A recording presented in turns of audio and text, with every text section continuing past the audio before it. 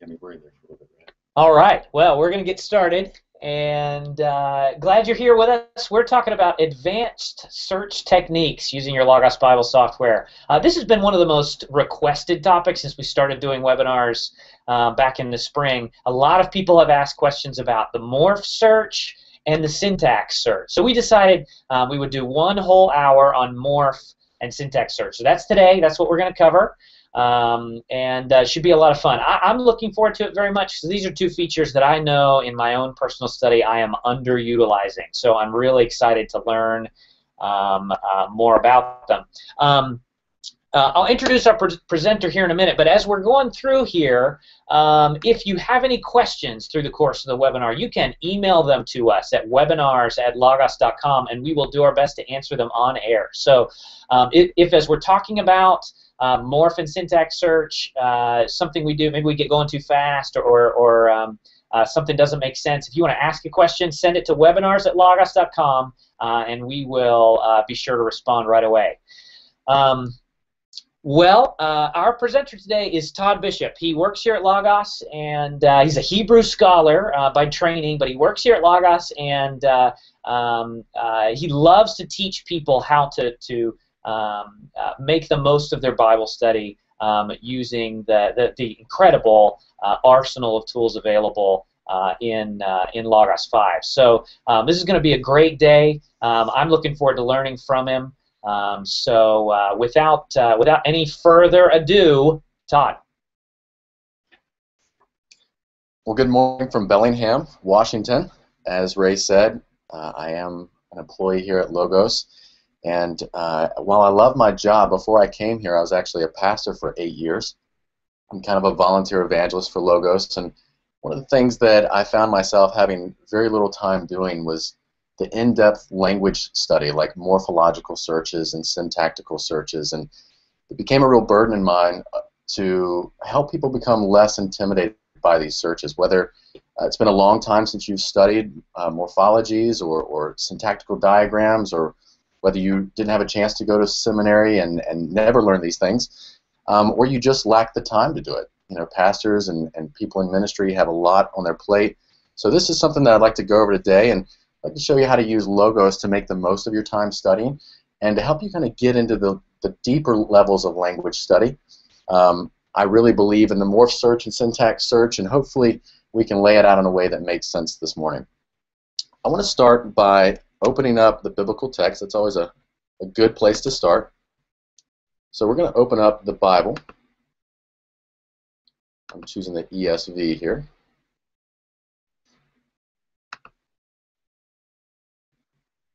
We're going to open up together to Matthew chapter 20.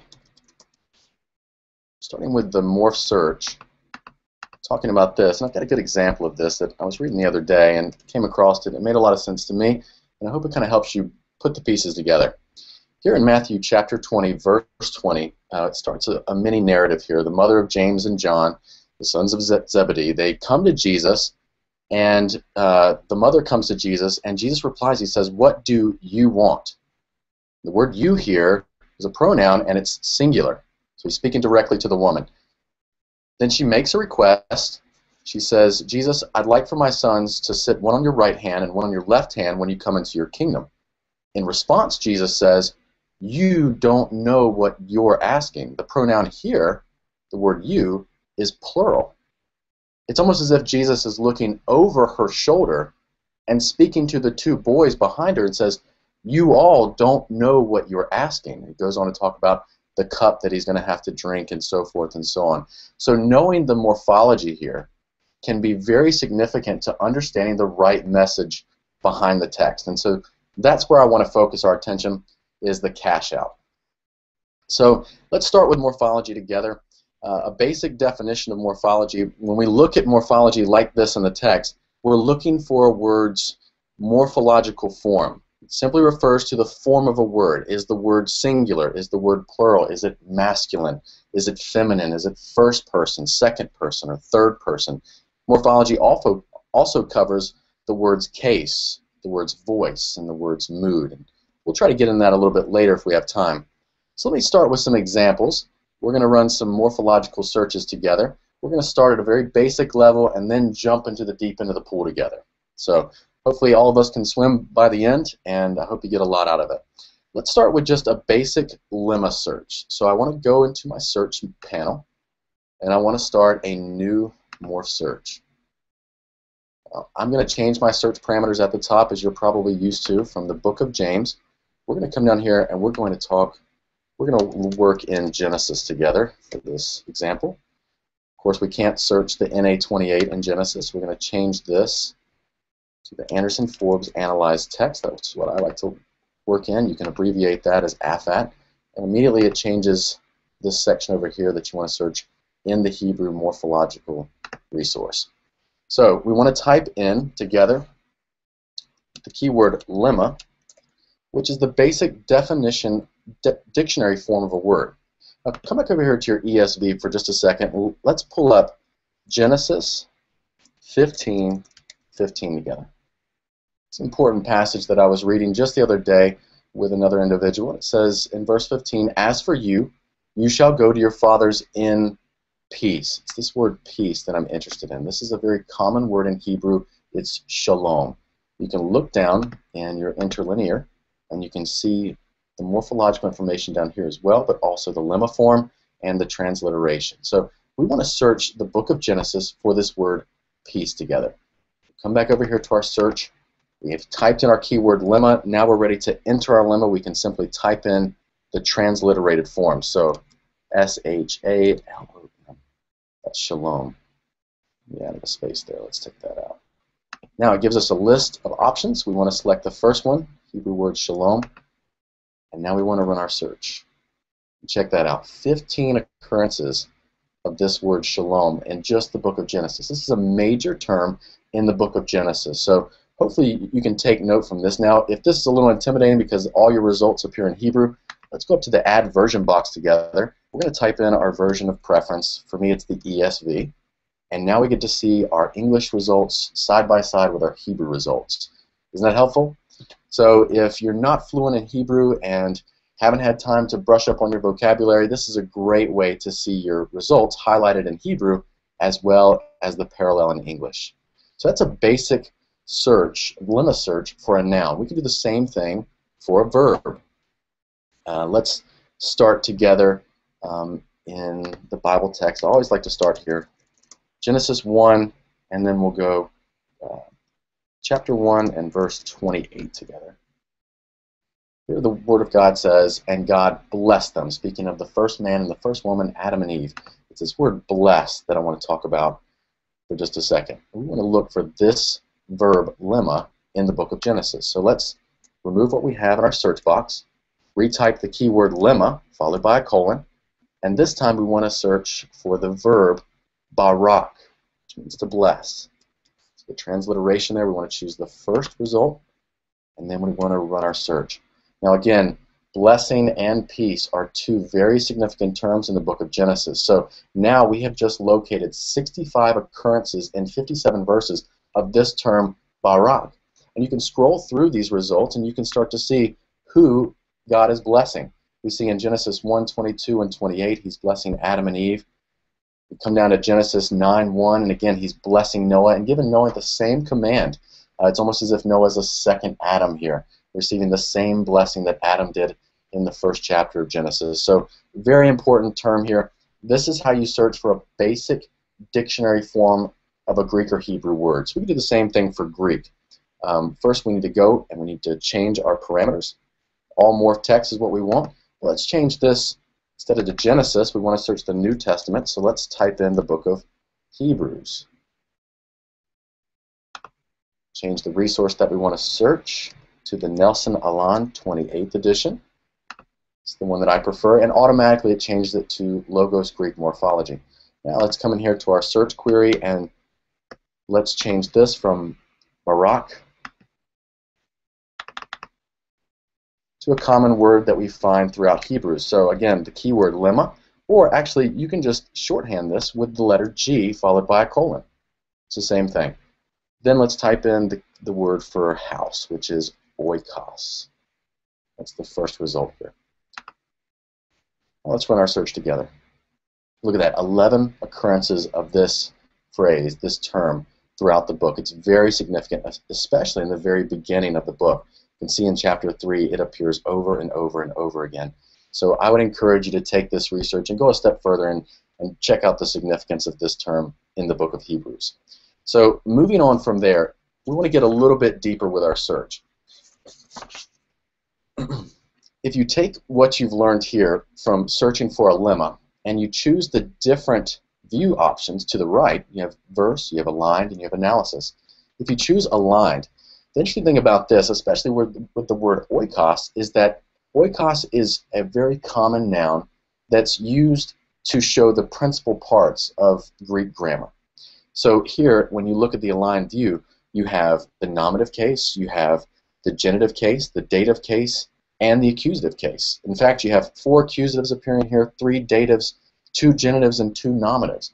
So if you want to brush up on your principal parts, or just the different forms of a Greek noun, this is a great way to do that. So I encourage you to do that if that's something you'd like to do, and it's just a great refresher for me from time to time. There's also another view here called analysis view. If we click on analysis view, it may take a little bit of time to generate, depending on the size of your machine. But if we go to this screen, we can see we have several options up here to the right. We're going to utilize this in just a second with our next search. Next, I want to go back to verses, and this time I want to change from the book of Hebrews now to 1 John. You can see it's in one of my preset parameters at the top. If it's not in yours, go in there and type in 1 John. You can go down to the reference range and simply type in the box here 1 John, and then press enter to save that. I want to keep it as the Nelson Alan 28th edition with Logos Greek morphology. I'm going to come in here, and we want to begin this search, as you can see down in your search helps, with the @ symbol. You type an @ symbol to start a morphology term. So when you type the @ symbol, Logos automatically initiates a search for a particular form of a word. Here, I want to search all the nouns in 1 John. You can do that easily here with the morphology search. Type the @ symbol, then choose noun from the drop-down menu. And we'll leave it as any case, any number, any gender, and any degree. Now let's run our search together. Look at that. We have a list here of every noun that occurs in the book of 1 John. Now let's go to that analysis view that we talked about just a little bit ago. Click on analysis, and again, it may take a little while to generate. But from this list of nouns, we can now start to organize our nouns by frequency. Let me show you how to do that. Click on the result column at the top and drag it into the space above that says drag the column to this point. Now, go to your first entry, which is Theou, which is the word for God, and we want to right-click and choose Collapse All. Now, check this out. We have a list of words organized by frequency. We see the word God appears abundantly throughout this book. We see the word love appears, the word adelphon, which is brother. We see the word son and beginning, the word world here, the word life, world again, the word father, spirit. So this is a great way to organize your nouns by frequency. You can also create a word list here and do the same thing there. And then you can also create vocabulary cards that will help you brush up on that pesky Greek vocabulary. So that's how you find all the nouns in a particular book, passage, or even the entire New Testament if you want, if you have time to do that. Next, I want to show you how to do a basic verb search. So let's clear this search. Let's get out of here and open up a brand new search panel together. Now, we're going one step further here. We want to not just search for all the nouns or all the verbs in a particular book. We want to search for a very specific form of the verb. We want to search for that continuous action verb, which is the present, active, indicative form of the Greek verb. This is the form of the verb that expresses that continuous action. When somebody does an action in this form of the verb, it's something that's ongoing or has ongoing effect. So let's again search 1 John for present, active, indicative verbs. Let me show you how to do that. Again, start with the @ symbol. And this time, instead of noun, we want to choose verb together. Now, from the tense column, we want to choose present. From the voice column, we want to choose active. And from the mood column, we want to choose the most common, which is indicative. We can still leave person, number, case, and gender as they are. We're not worried about that. So let's now run our search together. Let's go back to verses. View. And here you see every present active indicative verb in 1 John. So in the entire letter, we've just identified every form of this verb. Again, this is the verb that carries the force of continued action. So you can kind of read that in the text as we look at some of these examples. This is a great way to search for these verbs. And you can do this with any form that you choose. Now let's even go one step further beyond this. Let's do a very advanced morphological search. This time I'm going to choose the book of James. So I'm going to go in here to my new reference range. I'm going to type James into the bar. Where it's searching every occurrence of a present active indicative verb in the book of James, but we want something a little different. In the book of James, I don't know when the last time it was that you read through this book, but James loves to use imperatives. Imperatives are commands. But especially the second person, when he's commanding someone, say, you do this, or stop doing this, and he's speaking in that second person, either singular or plural form. I want to look up an instance where he's spouting off a string of third person present active imperatives. This is a form that is pretty unusual. It's usually translated as let him do this or let her do this, but it carries a different meaning. It actually carries a meaning that he must do this or she must do this. So let's check this out using our morph search. Again, let's start with the at symbol. We want to choose a verb because that's what an imperative is. From the tense section, we want to choose present again. Then we want to choose skip voice and go straight to mood. We want to do imperative. Sorry, we would choose active as well. I forgot that one. We can leave number, case, and gender blank, but we need to choose, oops, let's go back to that. The person here we need to choose is third person. Again, this is a unique form. We're looking in the book of James. Look at that. 8 results of this very unusual form of the imperative. You can kind of work through these and see it's very significant how James is using this. When you look at this in the align view, you can see that the occurrences are showing up early in the book and then at the very end of the book. So I challenge you to ask some questions at this point. How does this affect the tone and the message of James's epistle? So you can do that on your own, so happy hunting there. But that's just a basic way to use the morphological search option in Logos. And you just saw how quickly and easily we were able to do that. Saved a bunch of time. We did an amazing amount of research. So that's the morphology search. Again, feel free to ask any questions at this point, either on the Hebrew or the Greek side. If not, we'll jump right into syntax search. We do. I'm sorry to jump in here, but there's one question that I think it'd be fun for you to stop and address right now. This is Pastor Dye from South Carolina. He'd like to know how to find every occurrence when in Hebrew, and when a sentence ends with a word, and then the next sentence begins, or the next sentence, the next verse begins with the same word. I think there's a term for that. Like proximity searching. Yeah. He's asking about that. It's a little bit outside the scope of morph and syntax, but proximity search is an advanced search, so I thought it might be a fun thing for us to stop and do here at a breaking point. Sure. So to run a proximity search, we can do that a couple different ways. We can do that at a couple different levels. We can use the morphological search to do that and search for one lemma next to another lemma. So let's show you an example of that. Let's search for the Hebrew lemma.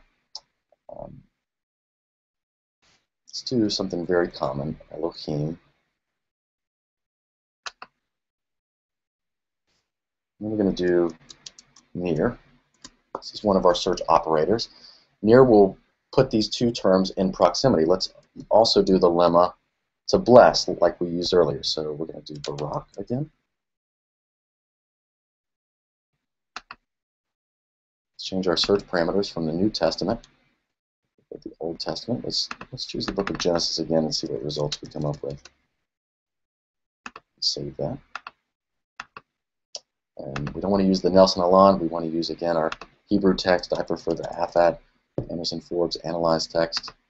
Again, it chooses what we want to search, the Hebrew morphology up here. Let's run our search and see. Oh, No results. I changed it from, did something crazy there, but sorry. Now, let's see what we get. There you go. So this is a way to search and find lemmas that appear next to each other, but you're going to have to go through there and cherry pick which results match what you're looking for. Now we can get more specific and change near to within a certain number of words. So we can say one word, and here it'll show every time that the lemma Elohim and the lemma Barak appear side by side. That's very interesting. You can do that in English as well, but this is a little bit more advanced, so I thought that this would be a little bit more interesting for all you guys. So just to make sure I'm understanding what you're doing, a search operator, I heard you use that term, search operator is something other than what I'm searching for, right? I'm searching for a particular lemma, but if I add a search operator, I add conditions, is that correct? Right. Right. You're basically searching for these two terms, Elohim and Barak, and you're telling Logos, I don't want to just search all the places that these two terms appear. I want to search the places where they specifically appear within one word of each other. So that would be right next to each other. And you can change that to 2 words or 3 words, whatever fits your parameters that you're looking for. If someone were new to using search operators, is there somewhere they could go and find a list of them, or is there a place where they could get helps as to what sort of search operators Logos supports? Absolutely. You can click on the Help button in the top right of the panel, or you can click over here, Clause Search. You can actually see a list of some here. These can be helpful, but Bible is probably the place where you won't want to go. So you can see here we have, we want to search for Jesus and not Christ. We want to search for Jerusalem or the city of David. So all of these capital operators are a list of our search operators that will help you find those interesting results that you're looking for. If you click on Morph, I'm not seeing any there. But again, within your Help button, this is the best place to look.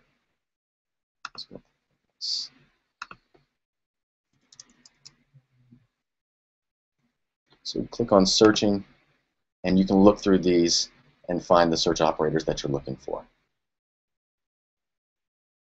Very good. Thank you. Definitely.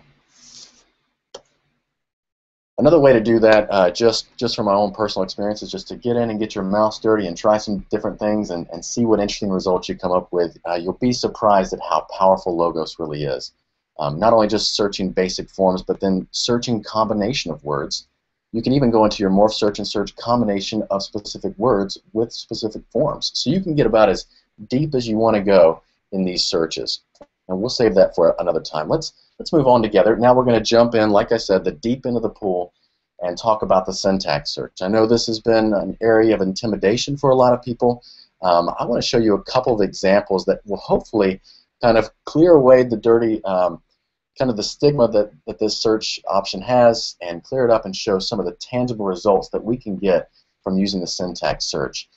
I use this all the time to show relationships between words within clauses. And that's basically what a syntax search will do. Let me just give you a little bit of English definition and then English examples, and hopefully that'll clear it up a little bit.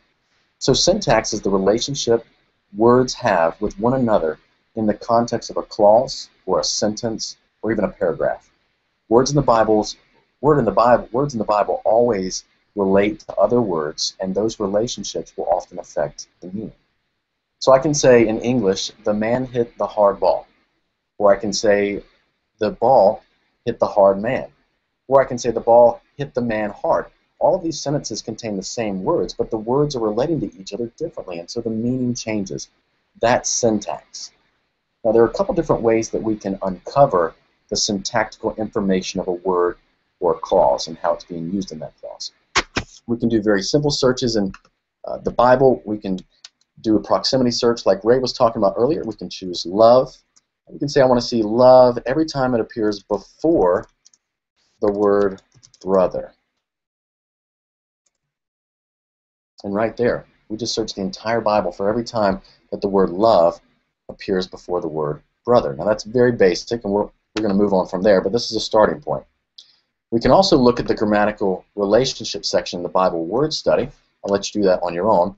We can also run a syntax search. Now, let me just go over a couple of the syntactical resources that are included in some of your base packages. The two that I like are the Anderson-Forbes Hebrew text, and then for Greek, I like to use Cascadia. I have these listed at the top here. So this is the phrase marker analysis, and then you have the Anderson-Forbes analyzed text, and then we have Cascadia syntax graphs of the New Testament. This is the SBL edition. Now, when you look at these resources, let me pull up Cascadia. Basically, what you're looking at is a clause visualization text. Think about this text like it's already diagrammed the passage for you. If you went through seminary, you remember those grueling hours of doing line diagramming or sentence diagramming. That was the worst. Or even block diagramming, which I found to be very helpful. And I later took the block diagramming process and exercise, and I put it in my workflow as I prepared a sermon to preach for my people. So that's something that I want to talk about here, how to discover the syntax and why it's important. So let's begin. First of all, we're talking about these texts. We looked at the Anderson-Forbes analyzed text, and we talked about Cascadia. Let me pull up the Anderson-Forbes text for you real quick just so you can get a look at that. So again, open it in a floating window. Better view of this. All right, so don't get scared at this point. We're going to talk about these different things as we move forward together. So I'm going to close this window.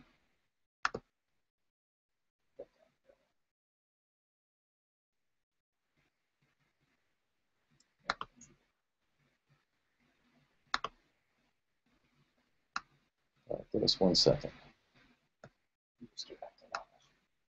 Okay. It's all still Okay, good. All right, let's close this guy. All right, we're going to work with a couple syntax searches here.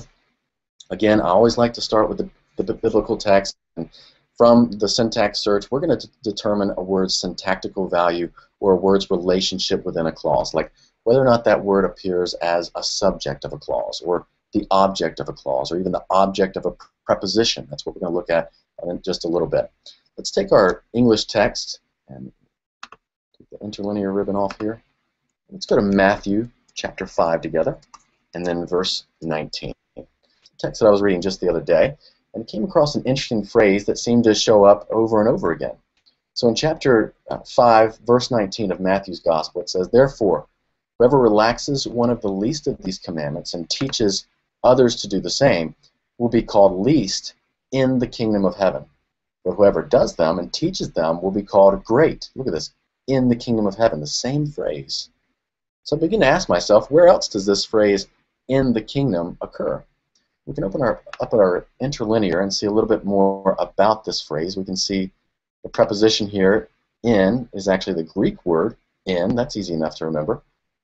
The Greek word behind the word kingdom is the Greek word basileia. A lot of you know that word. So just keep those in mind as we move forward and perform our first syntactical search. So the first step here is to go into your syntax search. You can choose that option from the top right. We were looking at morph search, now we're looking at syntax. And we're going to search the New Testament, so first we need to choose our parameters that match what we want to search. We don't want to search all passages. We'll search the New Testament. Type this in here.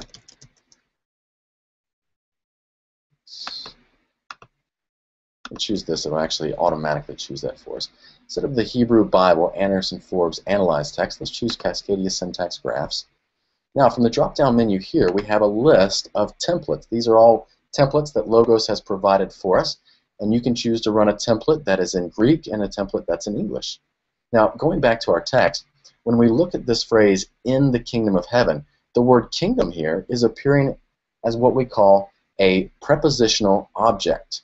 Now, how did I know that? Well, if you know a little bit about English grammar, you might have picked up on that, but let me show you a different way to pick up on that. You can go into your guides, an exegetical guide on this passage, and once it generates, we're going to scroll down to that use of kingdom, basileia. There it is. Logos gives you the morphological information. It's a noun, in the dative case, singular, feminine. Look at this. Labels it as a prepositional object. Very interesting. Now, if you're not familiar with that term, you can hover over it, or you can open up the glossary and check the definition there to get a better understanding of it. That's a good way to check some of the grammar that these grammarians are using. Now, back in Matthew chapter 5:19, we want to run a syntax search that looks up every time the word kingdom appears as a prepositional object. So we can come over here again, choose the drop-down menu with the preset templates, and we want to search through these, and we find prepositional object, Cascadia. That's going to search for the term in Greek. So let's click that. That's what we're dealing with here. And again, the keyword is lemma, or the letter G followed by a colon, and then we want to type the transliteration of kingdom in Greek, which is basileia. So BS. Yeah, it's going to bring up some helps for us so we don't have to spell the whole thing out. Now, let's choose that option, and then let's run our search together. Wow, 49 results when this term basileia is used as a prepositional object. You can read through some of these results, and you can see that some of them fit what we're looking for, and then some of them don't. Like, for instance, Matthew 5:20. Here, it does say the kingdom of heaven, but we don't see the same preposition. And go on and you see other results that don't really match exactly what we're looking for, but some very interesting results. In fact, you can take this search and start to find out what life in the kingdom looks like. You can see what it looks like to enter the kingdom, to live in the kingdom, be cast out of the kingdom. So this, no doubt, is an interesting search. But let's get a little bit more specific. Now, to tweak our search terms, we need to change a couple of things. So to get a little bit more specific, we need to go back into our syntax search. And this time, we don't need to choose a template that's already preset. We want to choose New Syntax Search. We'll choose to dock this tab so we can look at our text to the right.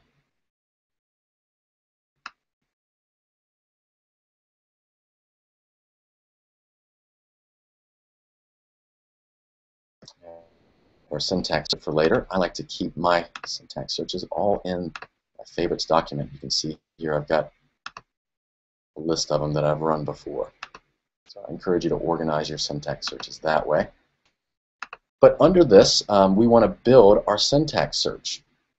So in order to do this, we want to first choose the prepositional object.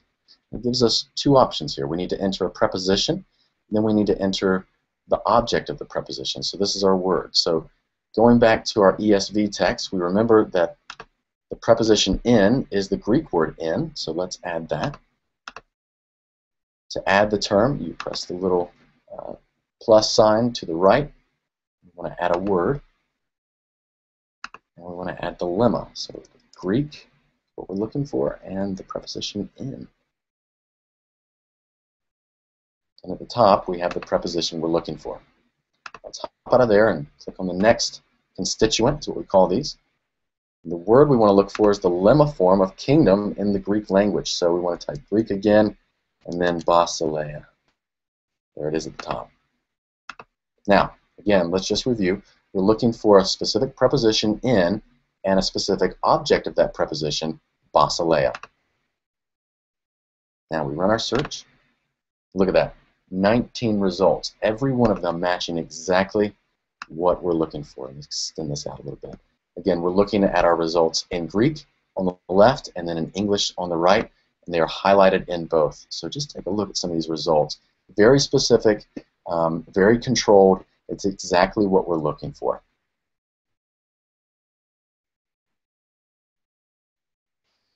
Now, we have a little bit of time left. I'm going to show you a couple more advanced searches for people who are interested in that. Let's work on the Hebrew side of things. This is an advanced search again, so if you get lost, I'd love for you to check out some of our blog posts at logos.com, and we'd love to help you out. So continue to ask questions as we go forward. Again, on the Hebrew side of things, let's start a new search. So we're going to clear all of this out, and we're going to start a new search. Again, choosing syntax to the right. All passages is fine, and we're going to choose the Anderson-Forbes phrase marker analysis text. Now, if you open up the Anderson-Forbes text on the right, I want to show you how you can quickly build a very detailed syntax search.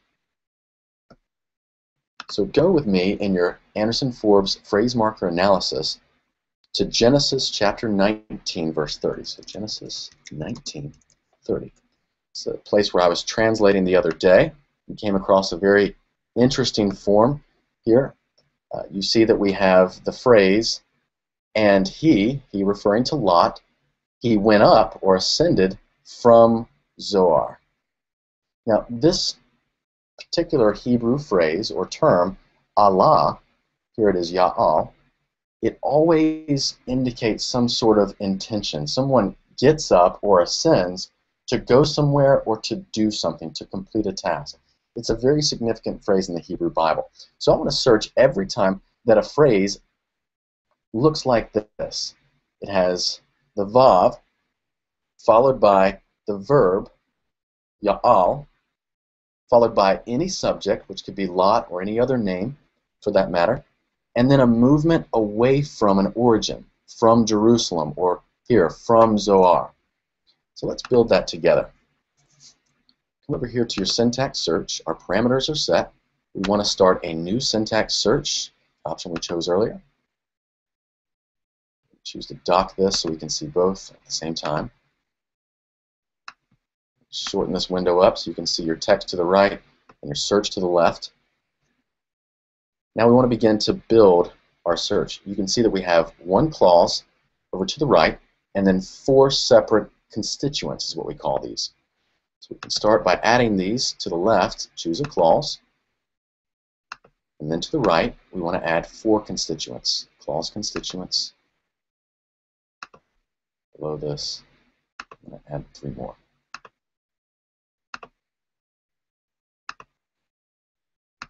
All right, now let's start adding the details. We've got the bare bones structure here. Now let's go in and add the details. First, when we go over to our text, we can see that we have an oblique clause. You can see this information at the bottom of your panel. It says clause, predication, colon, clause, colon, obliqueness. So we want to click on our clause option over here, and we want to choose oblique down at the bottom. Now, if you're unfamiliar with these terms, you can always hover over them. There's no need to access the glossary. You can access the term, the definition right from here. I'm going to check the box obliqueness. Now come to your first constituent.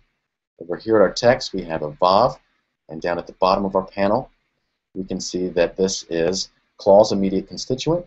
At the discourse level, sequential vav. This is the vav that appears with vav consecutives, or other people know this as the past tense narrative form. So come over here, click on clause, and then click on the drop-down menu. I'm going to scroll down until we get to this information, and here it is towards the bottom. Discourse level sequential vav. In addition to that, you always want to choose grammar determined. Again, this is defined as the identification of most clause immediate constituents is licensed by the non-specific relation grammar determined. So let's click on that as well. And let's go through here, and we're going to add the rest of this information that we need.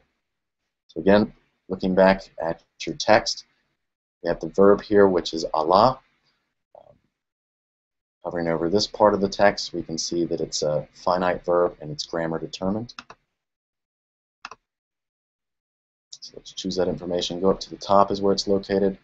Select finite verb, and then we're going to go down here and choose grammar determined once again. And the next constituents, here we want any subject, right? Here it's Lot, but we don't care if it's any other name. We just want a subject here. So we go up to the top, and we choose subject. Just past it. There we go, subject. And grammar determined once again. And the last one. Here we want this movement away from origin. Here it's from Zoar. Other places you'll see from Jerusalem, places like that. So towards the bottom.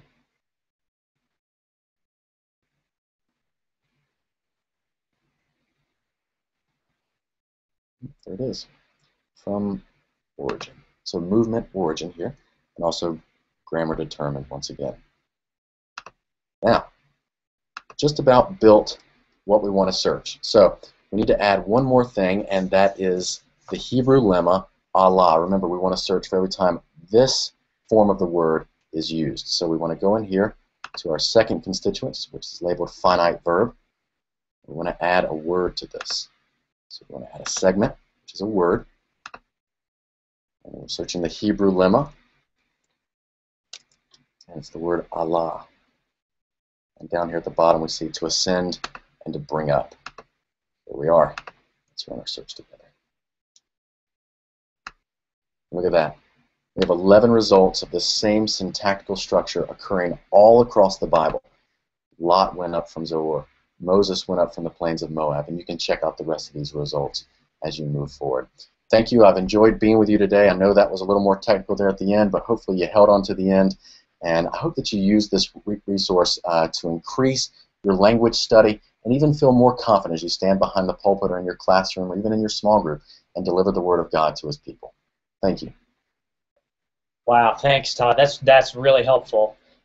Two really, really powerful forms of search, morph and syntax there. We did, if you got a minute, we did have a couple questions come in there late. There were a number of people who are yielding different results, rather a different number of results than your searches, and they're speculating, and I think they're probably right, that they are not using Anderson-Forbes or Cascadia, so they're using maybe a different original language resource there. Could you talk a bit about how results are going to vary? And you mentioned that you prefer Anderson-Forbes and you prefer Cascadia. Could you talk a bit about why? Sure. Yeah. Let me answer that second question first. So which text did I actually prefer?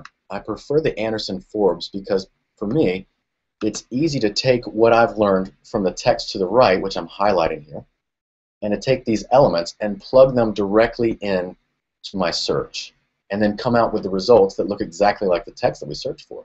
So on the Hebrew side, I would definitely encourage you to use Anderson-Forbes.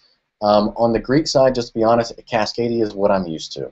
There are a couple other texts like open text, and then let's see, what is the other one? The Lexham Syntactic Greek New Testament. All of those are very helpful. I've just not had time to acclimate myself as well with those.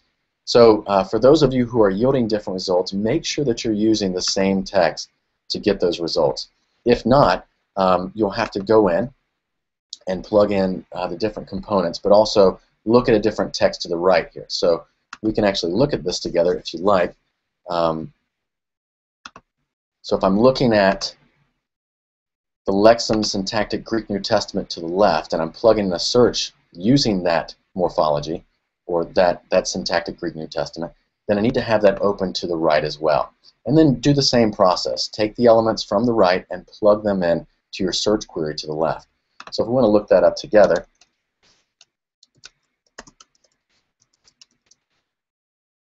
here it is. It's the SBL edition.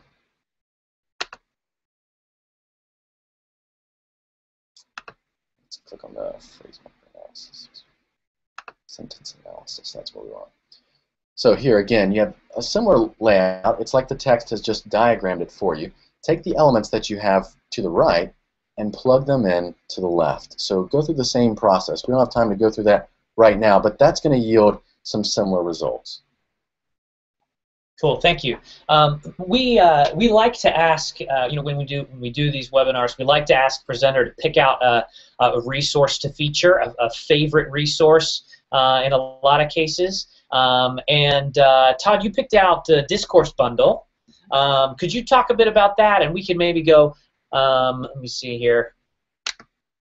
We can maybe go and show where users can get that. Pardon me here when we look in the backside. Yeah, featured product for today is the Greek Discourse Bundle. You can get it at logos.com/discourse bundle. And why don't you talk a bit about what you like about this particular product and what it can do for users? Sure. Let's see if I can pull an example of this up. Not sure if I have it in this library, but let me check for it. It's by Stephen Runge.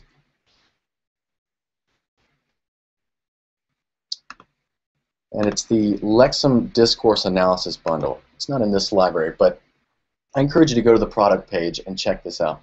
What Dr. Runge has done is he has worked his way from Genesis to Revelation, and he has block diagrammed every single sentence in the Greek New Testament.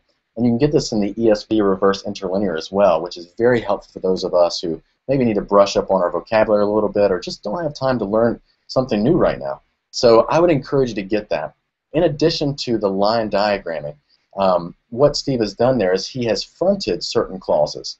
So you can actually look at what Dr. Runge has completed here, his work, and figure out what's the most important point of, say, Paul's message to the Ephesians. So in Ephesians 1, you have this long sentence. It's about 11 verses. In that, Dr. Runge has taken that, broken it down clause by clause, verse by verse, and he has shown you what's the main point, what's Paul really trying to get at, and then what are some of Paul's lesser points that accentuate the main point. He also shows different literary devices like the fronting of Greek words, sometimes when the author digresses and kind of goes into a little bit of background information. It's an incredibly valuable tool that I can't express enough confidence in. I know some of my friends that are still preaching the gospel behind the pulpit, and they take Steve Runge's outline to the pulpit, and that's actually what they preach from. It's an outline already made for you and diagrammed out for you as well. So I encourage you to pick that up. Check it out at the product page. Give it a look. He's put a ton of work into it, and it's yielded some great results. You know, it's funny you mention the Greek Discourse product specifically in Ephesians. At my church, we're going through Ephesians in our summer series, and we've spent 10 weeks in the book so far, and my pastor was just out of town for 2 weeks, so I was filling for him, and sure enough, I was into the high definition New Testament, which is part of Dr. Runge's Greek Discourse bundle. Is a very, very valuable tool for me as I was studying. I was in Ephesians 3, but it was really, really helpful for me in my personal study. So I would echo everything you said. It's a really powerful tool. Well, thanks for being with us today. We really appreciate you joining us. It's been a lot of fun exploring some of the corners of advanced Logos search. This webinar, if you'd like to review it, I know it's very technical. The good news is you can do that. The recording will be available within the next 24 hours. If you registered for the webinar in advance, we will send you a link. So you'll be able to watch it, pause, rewind, follow along in your Logos software as often as you like. This will be a resource that's available for you for free always. And you can watch the recording of all of our webinars at logos.com/webinar-archive. We store them all there for you in one place. Well, thanks again for being with us. It's been a lot of fun.